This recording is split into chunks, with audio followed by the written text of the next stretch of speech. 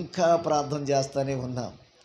చెప్పిన వాళ్ళ అవసరతలు, సంఘక్షేమం కొరకు, సేవ కొరకు, మా కుటుంబం కొరకు చూడండి, ప్రతి దాని కొరకు కూడా ప్రార్థన చేస్తూ అలాగే దేవుని సందులో ప్రార్థన చేస్తూ ఉంటుంటే కళ్ళు తెరిచి చూసేవరకే 10:45 అయిందండి. మధ్యలో ఒకరు టిఫిన్ తెచ్చారు, తలుపు తీసి ఉంచాను. టిఫిన్ అక్కడ పెట్టండి అమ్మని చెప్తే పెట్టేసి వాళ్ళు వెళ్ళిపోయారు తలుపేసి. ఎందుకంటే ప్రార్థన అంటే అంత ఇష్టమండి నాకు కూడా. ఎందుకంటే ఆయనతో గడుపుతుంటే, ఆయనతో మాట్లాడుతుంటే, ఆయనతో బాధలు, కష్టాలు, ప్రజల యొక్క మారని వాళ్ళ గురించి కూడా చెబుతూ ఆయన సంధిలో కూర్చుంటే ఎంతో సంతోషంగా ఉంటుందండి.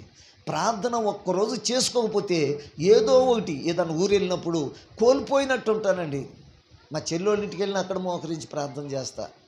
అన్నయ్య అనుకుంటూ వస్తుంది, తలుపు తీసుకుని ప్రార్థనలో ఉంటే అనేసి వెళ్ళిపోతూ ఉంటుంది. ప్రియ దేవుని బిడ్డలారా, ఆ విధంగా దేవుని సందులో మనం కూడా ప్రార్థన చేసుకోవాలి. గట్టిగా హల్లెలూయా చెప్పాలి.